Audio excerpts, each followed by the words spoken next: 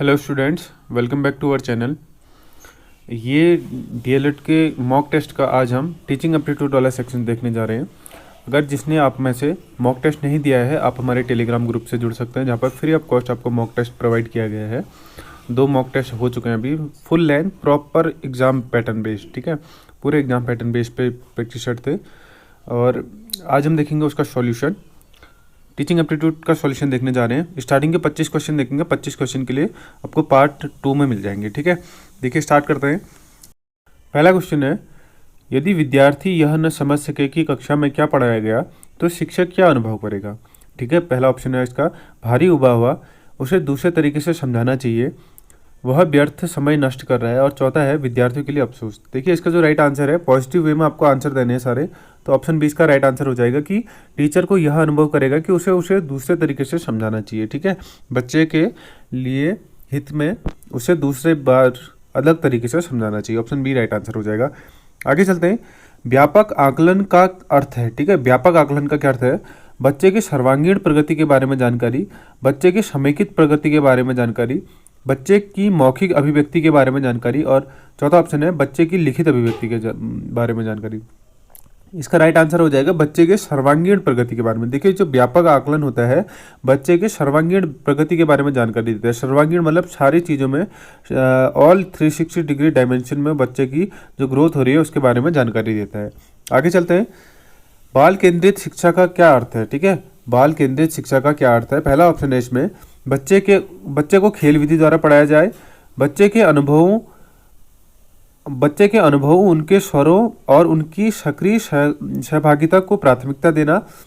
तीसरा है बच्चे की मौखिक अभिव्यक्ति के बारे में जानकारी। चौथा है बच्चे की लिखित अभिव्यक्ति के बारे में जानकारी। इसका जो राइट आंसर हो जाएगा ऑप्शन बी हो जाएगा, बच्चे के अनुभवों एवं उनके स्वरों और सक्रिय सहभागिता को प्राथमिकता देना। देखिए आपने देखा होगा कि प्राइमरी स्कूल में बच्चे को जो बाल केंद्रित शिक्षा होती है उसके अंतर्गत उसको फ्री छोड़ दिया जाता है, उस पर कोई बर्डन नहीं रहता है, उस पर कोई पढ़ाई का बोझ नहीं डाला जाता। ठीक है, ज़बरदस्ती नहीं डालना चाहिए बोलते हैं, तो उससे क्या रहता है, वो अनुभव से सीखता है अपने। ठीक है, तो ऑप्शन 20 का राइट आंसर हो जाएगा। क्वेश्चन नंबर 4 है, शिक्षक द्वारा दिए जाने वाले गृह कार्य की मात्रा एवं प्रकार का निर्धारण करना चाहिए। कैसे करना चाहिए मात्रा एवं प्रकार का निर्धारण।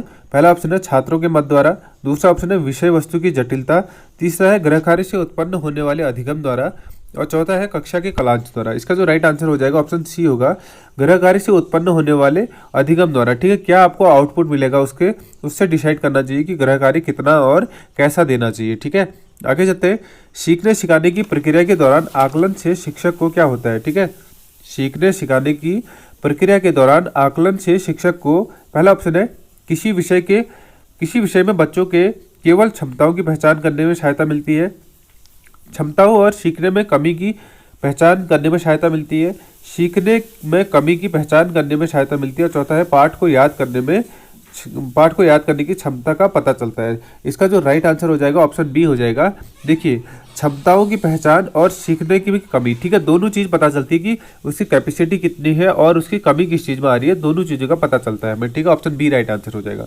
आगे चलते हैं। क्वेश्चन नंबर 6, एक सृजनात्मक बच्चे की क्या विशेषता है। ठीक है, पहला ऑप्शन है विचार और कार्य में मौलिकता का प्रदर्शन, दूसरा ऑप्शन है समस्या के प्रति उच्च स्वर की संवेदना, तीसरा ऑप्शन है सोचने का नवाचारी तरीका, और चौथा है उपयुक्त सभी। ठीक है, इसका जो राइट आंसर हो जाएगा, सृजनात्मक बच्चे में ये सारे गुण पाए जाते हैं। ठीक है, ऑप्शन डी इसका राइट आंसर हो जाएगा, उपयुक्त सभी। आगे चलते हैं।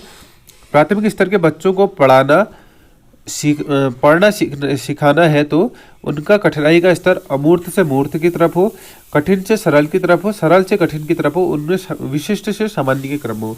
इसका जो राइट आंसर हो जाएगा, जो छोटे बच्चों को सिखाया जाता है वो सरल से कठिन की तरफ सिखाया जाता है। ठीक है, ऑप्शन सी इसका राइट आंसर हो जाएगा, सरल से कठिन की ओर को। आगे चलते हैं। एक अच्छा शिक्षक हेतु अनिवार्यता क्या है। अकादमिक रिकॉर्ड अच्छा हो, बच्चे को नियंत्रित कर सके, तीसरा है शिक्षण के में रुचि हो और अपने विषय में पारंगत हो, चौथा है बच्चों को अनुशासित और शांत रख सके। देखिए ऑप्शन सी इसका राइट आंसर हो जाएगा। आपको क्या होना, टीचिंग में रुचि, इंटरेस्ट होना जरूरी है, और उसके बाद अपनी विषय में पारंगत हो। ठीक है, आपको अपने विषय की नॉलेज भी होनी चाहिए, दोनों चीज़ों का होना जरूरी है। ऑप्शन सी राइट आंसर हो जाएगा। आगे चलते हैं। शरारती छात्रों के साथ शिक्षक का व्यवहार होना चाहिए, ठीक है। जो शरारती हो बच्चे होते हैं उनके साथ शिक्षक का व्यवहार कैसा होना चाहिए? कठोर, विनम्र विनम्र किंतु दृढ़, तटस्थ, सहानुभूतिपूर्ण। इसका जो राइट आंसर हो जाएगा ऑप्शन बी हो जाएगा, ठीक है। आपको बच्चे को विनम्रता से ट्रीट करना है, लेकिन दृढ़ भी होना चाहिए, ठीक है। जहाँ पर वो शरारत करते हैं उसके लिए आपको अपना दृढ़ निश्चय रखना जरूरी होता है, ठीक है। आगे चलते हैं। कक्षा शिक्षण व्यवस्था निर्भर करती है, ठीक है। प्रधानाचार्य की शैक्षिक योग्यता पर, शिक्षक की व्यावसायिक निपुणता पर, अन्य शिक्षक के सहयोग पर, चौथा है विद्यालय की साज सज्जा पर। जो इसका जो राइट आंसर हो जाएगा शिक्षक की व्यावसायिक निपुणता पर, ठीक है। टीचर का अपने व्यवसाय के प्रति कितनी निपुणता है, कितना एक्सपर्ट है वो अपनी व्यवसाय में, तो ये सबसे ज़्यादा शिक्षण व्यवस्था निर्भर करती है इस पर, ठीक है। नेक्स्ट क्वेश्चन है, शिक्षक को आशावादी क्यों होना चाहिए, ठीक है। एक शिक्षक को आशावादी क्यों होना चाहिए? पहला है इसका, वह विनोद प्रिय बन सकेगा। दूसरा है वह अपने छात्रों को आशावादी बना सकेगा। तीसरा है वह छात्रों की अच्छी आदत डाल सकेगा। चौथा है वह छात्रों को अनुशासन प्रिय बना सकेगा। इसका जो राइट आंसर होगा ऑप्शन बी इसका राइट आंसर होगा कि वह अपने छात्रों को आशावादी बना सकेगा। देखिए ये इस जो कॉन्सेप्ट है, इस कॉन्सेप्ट के बेस पे आपको क्वेश्चन हमेशा मिलता है कि कॉन्सेप्ट ये रहता है कि जो छोटे बच्चे होते हैं वो अनुकरण करते हैं, ठीक है। छोटे बच्चे हमेशा अनुकरण करते हैं चीज़ों का, मतलब कॉपी करते हैं, ठीक है। तो ये क्वेश्चन आपको किसी भी बेस में दे सकता है कि जहाँ पर आपको टीचर को कंडीशन दी होगी तो बच्चा क्या कर रहा होगा, ठीक है। अगर टीचर को आशावादी होगा तो बच्चा भी उसका अनुकरण करेगा, तो बच्चा भी आशावादी बनेगा। इसका कॉन्सेप्ट ये है कि बच्चे जो है कॉपी करते हैं, अनुकरण करते हैं चीज़ों का, ठीक है। ऑप्शन बी इसका राइट आंसर हो जाएगा। आगे चलते हैं। पूर्व प्राथमिक स्तर पर महिलाओं का शिक्षण करना कार्य करना अच्छा होता है, क्यों? पहला ऑप्शन है बच्चों की देखभाल माँ की तरह कर सकती है, देखने में सुंदर होती है, समय की पाबंद होती है, संभाषण गुण मधुर होती है, ठीक है। ये तीनों आंसर कहीं ना कहीं नेगेटिव वे में जा रहे हैं, ठीक है। सुंदर होते, जरूरी नहीं है कि हर कोई महिला सुंदर ही हो। समय की पाबंद है, जरूरी नहीं है कि हर कोई महिला जो है समय की पाबंदी हो, और संभाषण गुण में मधुर है, ये इसका जो हम गारंटी नहीं ले सकते। लेकिन एक चीज़ जो है माँ लड़कियों में, वह मतलब औरतों में, महिलाओं में ममत्व का गुण पाया जाता है, ठीक है। तो वह बच्चों की देख रेख जो है माँ की तरह कर सकती है, इसीलिए ऑप्शन ए इसका राइट आंसर हो जाएगा। आगे चलते हैं। एक अच्छा शिक्षक जीवन पर्यंत विद्यार्थी बना रहता है, इस कथन से क्या अभिप्राय है, ठीक है। पहला ऑप्शन है अध्यापक का मस्तिष्क कभी परिपक्व नहीं होता। दूसरा ऑप्शन है अध्यापन के साथ वह अध्ययन भी जारी रखता है। तीसरा है विद्यार्थियों की तरह सादा जीवन बिताता है। चौथा है वह सदा विद्यार्थी के बीच रहता है। इसका जो राइट आंसर हो जाएगा, देखिए जीवन पर्यंत विद्यार्थी क्यों बना रहेगा, क्योंकि अध्यापन के साथ साथ वह अध्ययन भी जारी रखता है। कहने का मतलब यह है कि टीचर को अपडेट होना बहुत जरूरी है, ठीक है। नई नई टेक्नोलॉजी आती है। देखिए आप देख रहे होंगे कि बहुत सारे पुराने टीचर होते हैं, मतलब जो रिटायरमेंट के कगार पर होते हैं, उनको कहीं ना कहीं जो डिजिटलाइजेशन होती है उस पर दिक्कत आ रही होती है, ठीक है। जैसे ईमेल करना और जो जितना भी डिजिटल वर्क होता है तो उसमें दिक्कत आ रही है, क्यों? क्योंकि वो अपडेट नहीं हो पाता टाइम से, ठीक है। जो अपडेट होगा वो क्या होगा, अपना अध्ययन भी जारी रखेगा और उससे बच्चों का भी फायदा होगा और उसका खुद का फायदा होगा, ठीक है। कल के दिन उसे किसी की हेल्प नहीं लेनी पड़ेगी। तो इसलिए एक टीचर को हमेशा अध्यापन के साथ साथ अध्ययन भी जारी रखना जरूरी रहता है, ठीक है। नेक्स्ट क्वेश्चन है एनईपी 2020 के आधार पर शिक्षा का नया मॉडल। ये बहुत इंपॉर्टेंट क्वेश्चन है। इसका जो राइट आंसर हो जाएगा 5+3+3+4, ठीक है। ऑप्शन सी इसका राइट आंसर हो जाएगा। बच्चों को खाली समय में आप उन्हें क्या करेंगे, खेलने देंगे, किताब पढ़ाएंगे, शांत रहने के लिए कहेंगे, उनकी पसंद का कार्य करने देंगे, ठीक है। ऑप्शन डी इसका राइट आंसर हो जाएगा। बच्चे को जिस चीज़ में इंटरेस्ट है उस चीज़ के प्रति आप उसे अप्रिशिएट करेंगे, ठीक है, उनकी पसंद का कार्य करने देंगे। आगे चलते हैं। नेतृत्व की भावना का विकास करने हेतु आप क्या उदाहरण देंगे, आप क्या करेंगे, ठीक है। नेतृत्व की भावना उदाहरण द्वारा स्पष्ट करेंगे, उस पर गोष्ठी कराएंगे, स्वयं विद्यालय का नेतृत्व संबंधी कार्य करेंगे और नेतृत्व पर भाषण कराएंगे, ठीक है। फिर मैंने ये दोबारा इसी टाइप का क्वेश्चन आएगा जो मैंने पिछली बार बताया था अभी थोड़ी देर पहले, कि बच्चे जो होते हैं कॉपी करते हैं, ठीक है। बच्चे कॉपी करते हैं, अगर आपको देख रहे होंगे वो चीज़ों को लीड करते हुए, तो कहीं ना कहीं उनके मन में भी ये चीज़ें भावना अपने आप उत्पन्न हो जाती है, ठीक है। तो आप स्वयं विद्यालय का नेतृत्व करेंगे तो बच्चे भी आपको कॉपी करेंगे, ठीक है। बच्चे अनुकरण करते हैं। आगे चलते हैं। छात्रों के साथ व्यवहार करते समय उचित क्या होना चाहिए, उपयुक्त दूरी और गरिमा बनाते हुए उनकी भावना का सम्मान करें, लोकप्रिय बने रहने की चेष्टा करें। तीसरा, अनुशासन में कभी ढील न बरतें, उन्हें बराबर मानकर उनका आदर करें।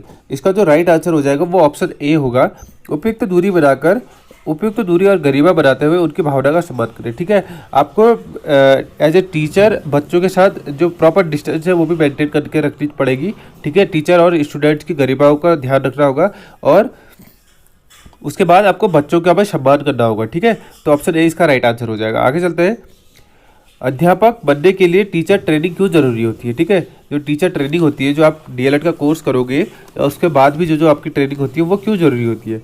इस कार्य हेतु यह परीक्षा पास करना जरूरी होता है। दूसरा है, इस ट्रेनिंग से अध्यापक को मान्यता मिलती है। ऑप्शन सी है, अध्यापक की अभिरुचि का पता चलता है। चौथा है, इस ट्रेनिंग से अध्यापक को उसके शिक्षण कार्य हेतु मूल आवश्यक सिद्धांतों का ज्ञान हो जाता है। ठीक है, ऑप्शन डी इसका राइट आंसर हो जाएगा कि टीचर को सब चीज़ों का पता हो जाता है।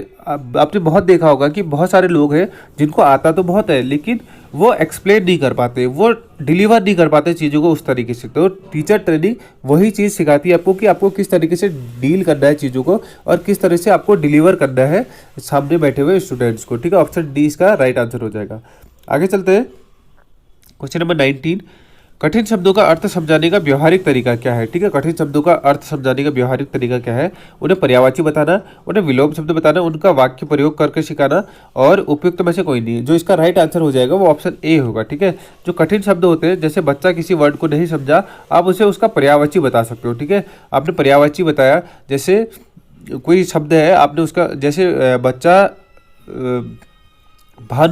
भानु हम एक वर्ड लेते हैं तो उस वर्ड को नहीं समझा। ठीक है, तो आप उस वर्ड को समझाने के लिए आप सूर्य के पर्यायवाची बताएंगे। ठीक है, सूर्य, भानु, भास्कर, दिनकर, ये जब सभी जो होते हैं सूर्य के पर्यायवाची होते हैं, तो कहीं ना कहीं उसका अर्थ क्लियर हो जाएगा। ठीक है, ऑप्शन ए इसका राइट आंसर होगा। आगे है, छोटे बच्चे बहुत क्रियाशील होते हैं, आप उनके लिए क्या करेंगे। ठीक है, उनकी क्रियाशीलता को कम करने की कोशिश करेंगे, उनकी क्रियाशीलता का अध्ययन करेंगे, उनकी क्रियाशीलता को रोकेंगे, उनकी क्रियाशीलता में सहायता करके कुछ उपयोगी शिक्षा देंगे। वेरी गुड, ऑप्शन डी इसका राइट आंसर हो जाएगा। देखते ही पता चल रहा है कि उनकी क्रियाशीलता जो जितना एक्टिव होते हैं बच्चे, तो उसकी हेल्प लेके आप उनकी एक्टिवनेस को ऐसी डायरेक्शन पे मोड़ेंगे जहाँ से वो चीज़ों को सीख भी रहे होंगे और उन्हें कुछ आउटपुट भी अच्छा मिल रहा होगा। ठीक है, ऑप्शन डी इसका राइट आंसर हो जाएगा। आगे चलते हैं, जो छात्र हटते हैं उसमें क्या होता है, बुद्धि का विकास नहीं हो पाता है, उनमें इस बात का विवेक नहीं होता कि क्या जरूरी है क्या गैर जरूरी, उनमें मौलिक चिंतन करने की शक्ति नहीं हो पाती। अगला है, उनके लिए परीक्षा पास करना कठिन नहीं होता। इसका जो राइट आंसर हो जाएगा ऑप्शन सी होगा, उनके मौलिक चिंतन करने की शक्ति नहीं हो पाती। ठीक है, उनमें अब होता क्या है, वो ये चीज़ नहीं सोच पाते कि इज दिस राइट और रॉन्ग। ठीक है, ये सही है या गलत है, मैं सही कर रहा हूँ या गलत कर रहा हूँ। ठीक है, तो ऑप्शन सी इसका राइट आंसर हो जाएगा, जो छात्र रटते हैं उनमें किस चीज़ का विकास होता है करके। ठीक है, अगला है, कक्षा में अनुशासन सुधारने की दृष्टि से अध्यापक को क्या करना सर्वोत्तम होगा। ठीक है, अनुशासन सुधारना है तो आपको क्या करना सर्वोत्तम होगा। पहला ऑप्शन है, पढ़ाई जाने वाली विषय वस्तु, पढ़ाने की विधि एवं छात्रों के प्रति अपना दृष्टिकोण का मूल्यांकन करें, अध्यापक अभिभावक को बुलाकर बात करें, अनुशासनहीनता वाले बच्चों के नाम प्रधानाचार्य को भेजें, अनुशासनहीनता का दंड निर्धारित करें। ठीक है, इसका जो राइट आंसर हो जाएगा ऑप्शन ए होगा। देखिए, अगर बच्चा आपकी क्लास में अनुशासनहीनता कर रहा है तो आपको अपने आप में झांकने की जरूरत है कि उसका रीजन क्या है। क्या उसका पढ़ाई में मन नहीं लग रहा, क्या उसे समझ में नहीं आ रहा, क्या उसका मन कहीं और ही लग रहा है। तो इस चीज़ को अगर आप समझेंगे, अपने पढ़ाई के मेथड में चेंजेस करेंगे, तो कहीं ना कहीं उस बच्चे के अकॉर्डिंग चेंजेस करेंगे तो बच्चा उसमें इंटरेस्ट लेने लगेगा। ठीक है, तो आपको स्वयं का मूल्यांकन करना है, ऑप्शन ए इसका राइट आंसर हो जाएगा। आगे चलते हैं, एनईपी 2020 किस मॉडल पर आधारित थी। इसका जो राइट आंसर है के कस्तूरी रंगन समिति। ठीक है, ऑप्शन डी इसका राइट आंसर हो जाएगा। एनईपी को थोड़ा बहुत देख लेना, वहाँ से क्वेश्चन आने के इस बार अच्छे खासे चांसेस है। अगला क्वेश्चन है, विद्यालय में शिक्षक अभिभावक बैठक का क्या उद्देश्य होना चाहिए। ठीक है, देखिए, इसका पहला ऑप्शन है, अभिभावक को विषयवार अंकों की सूचना देना, बच्चे के सबल एवं कमजोर पक्ष के विषय में चर्चा करना, जिन विषय में बच्चा अच्छा प्रदर्शन नहीं कर पा रहा है उसकी जानकारी देना, और चौथा है बच्चे की उपलब्धियों को ही बताना। देखिए, उपलब्धियां ही नहीं बता सकते और जिन विषयों में अच्छा प्रदर्शन नहीं कर रहा उसके बारे में भी नहीं बता सकते। ठीक है, इसका जो राइट आंसर होगा ऑप्शन बी होगा, आपको सबल एवं कमजोर दोनों पक्ष की चर्चा करनी होगी। इससे क्या होगा, पेरेंट्स का मोरल भी डाउन नहीं होगा और उनको एक सही मैसेज भी चली जाएगा। अगर आप बताओगे कि आपका बच्चा मैथ्स में अच्छा स्कोर करता है, मैथ्स में उससे मैथ्स अच्छी है, तो पेरेंट्स कहीं ना कहीं खुश होंगे। बट आप उसके साथ साथ ये चीज़ भी ऐड करोगे, हाँ थोड़ा सा इसे इंग्लिश पढ़ने में दिक्कत आ रही है, ठीक है, तो दोनों का कॉम्बिनेशन होगा, तो पेरेंट्स भी उस चीज़ पे ध्यान देंगे कि हाँ ये इस चीज़ को अच्छे से कर रहा है, इस चीज़ को थोड़ा सा दिक्कत आ रही है, तो इस चीज़ में टाइम देने की जरूरत है, ठीक है। तो सबल एवं कमजोर पक्ष दोनों की चर्चा होना जरूरी है, ठीक है, पीटीएम में, पेरेंट टीचर मीटिंग में। अंतिम क्वेश्चन है इस वीडियो का, एक शिक्षक को कक्षा कार्य की जांच कैसे करनी चाहिए, ठीक है, एक शिक्षक को कक्षा कार्य की जांच कैसे करनी चाहिए। कक्षा कार्य पूरे होने के 1 हफ्ते के अंदर, जब शिक्षक के पास समय हो तब करनी चाहिए जांच। कक्षा कार्य पूरे होने के तुरंत बाद जिसमें शिक्षक के हस्ताक्षर हो।